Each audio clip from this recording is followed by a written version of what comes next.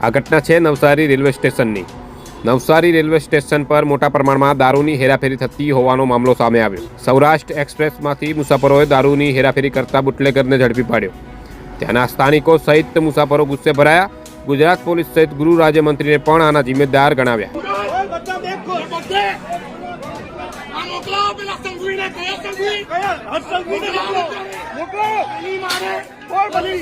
Railway સ્ટેશનમાં બુટલેગરો દારૂની હેરાફેરી કરતા હોવાનું જાણવા મળ્યું, જેમાં જનતા દ્વારા રેડ પાડવામાં આવતા દારૂની બોટલો ભરેલા મોટા મોટા થેલાઓ મળી આવ્યા હતા।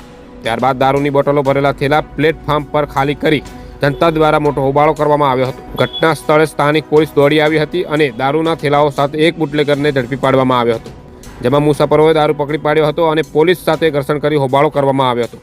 જોતા રહો bureau report central Bharat news. Passenger ના વાગે યાર, આવતા જતા બધું છેલ્લા 4 દિવસથી સૌરાષ્ટ્ર જનતા સહારામાં ઉભી રહી, રોજ ઉતારવા આવે, આ બધી પોલીસ ઉતારવા આવે, પોલીસ ઉતારને કે लिए आती है मैडम ने। हाँ बोले वो तो